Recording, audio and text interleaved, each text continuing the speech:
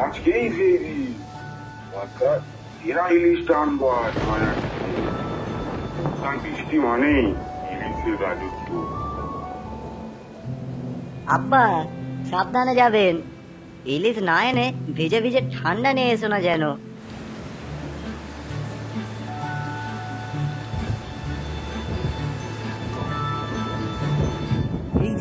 এই যে দেখে যান, সবার চেয়ে সেরা ইলিশ, একদম চকচকে মাছ। ওই যে ওইটা দাও। আগে কত কেজি? মাত্র ৩৫০০ টাকা।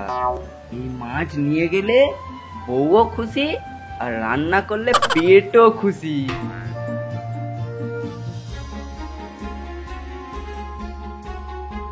যাকে ভালো ইলিশ মাছটা পাওয়া গেল, আজ বাড়ি গিয়ে কবজি ডুবিয়ে খাবো।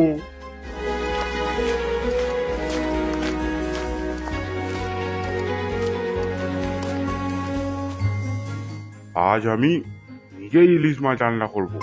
দুনিয়ার সেরা রান্না হবে আজ।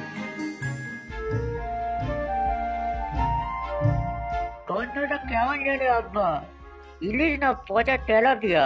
মাছটা এত চকচকে কেন আব্বা? চিকচিকে মাখানো নাকি?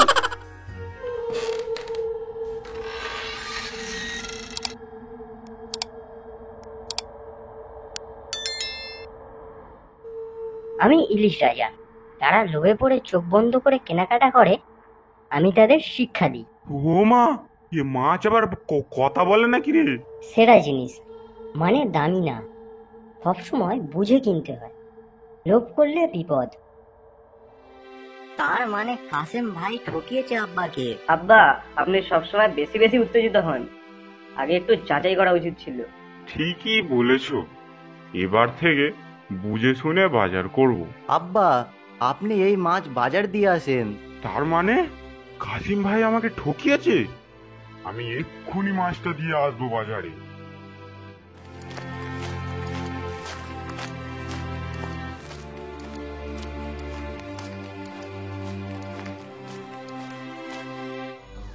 কাসেম, এই মাছ নাও, আমার বাড়িতে ইলিশ রাজা গেছে।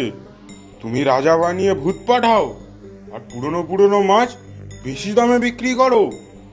ভাইরে, বৃষ্টির দিনে একটু পুরনো মাছ বিক্রি করি, মাফ করেন ভাই।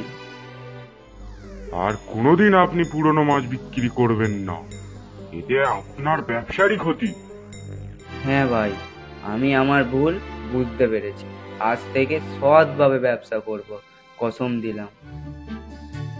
ঠিক আছে, এবার আসল সেরা মাছটা দাও, কিন্তু সৎভাবে। হ্যাঁ, এক্ষুনি দিচ্ছি। এই নেন ভালো তাজা মাছ।